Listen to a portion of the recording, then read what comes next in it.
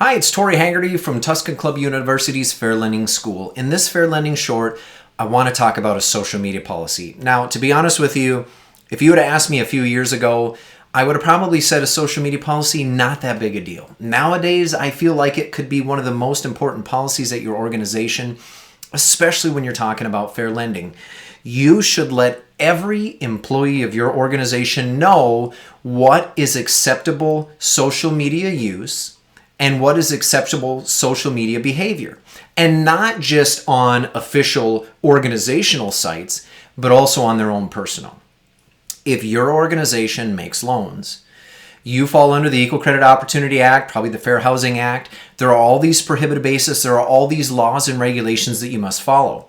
If any employee of your organization makes racist or hateful comments online about any prohibited basis group, what does that say about your organization? But I didn't, I said these are my own opinions. I don't care.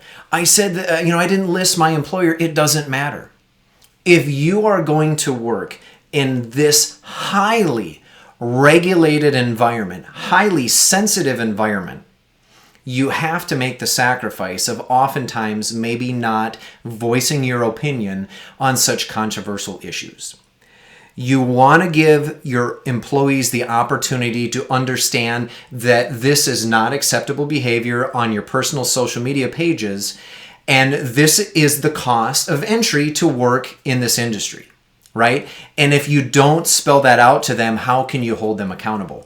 Lastly, you should probably have them read and attest to the social media policy. Yes, at when your employment starts, but on an annual basis. How many of you watching this video maybe read your social media policy 8 years ago when you started and haven't seen it since? This is one of those deals that every year when you do your annual training, hey, read through our 1 or 2 page social media policy and sign and attest to it, right? How do you hold somebody accountable if they haven't read your policy in the last 10 years? Thanks for watching.